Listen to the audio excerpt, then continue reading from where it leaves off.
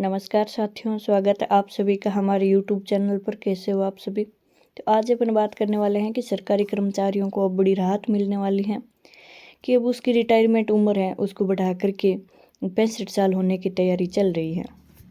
तो ये breaking news सभी के सामने आ रही है।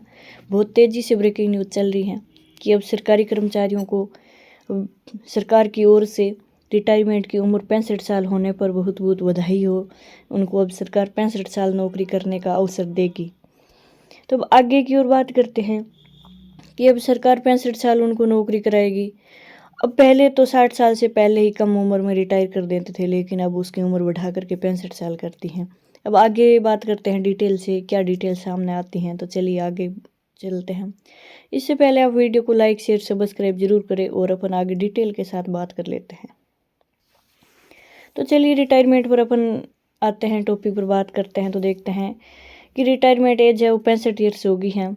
अब न्यूज़ है कि देश भर के सरकारी कर्मचारियों और उच्च शिक्षण संस्थानों में कार्यरत शिक्षकों के बीच रिटायरमेंट की उम्र 65 साल किए जाने को लेकर लंबे समय से चर्चा चल रही है।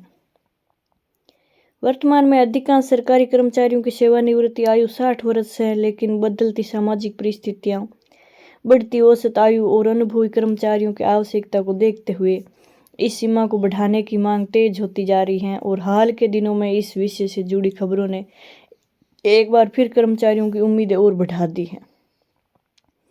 अब आगे बात करते हैं कि रिटायरमेंट की उम्र बढ़ाने पर क्यों हो रही है चर्चा। तो बीते कुछ वर्षों में स्वास्थ्य सुविधाओं में सुधार हुआ और लोग पहले की तुलना में अधिक समय तक सक्रिय और सक्षम रह रहे हैं। ऐसे में विशेषज्ञों का मानना है कि अनुभवी कर्मचारियों को लंबे समय तक सेवा में बनाए रखना प्रशासन और शिक्षा व्यवस्था दोनों के लिए फायदेमंद हो सकता है। वहीं दूसरी ओर सरकार के सामने यह भी चुनौती है कि युवाओं को रोजगार के पर्याप्त अवसर कैसे दिए जाएं।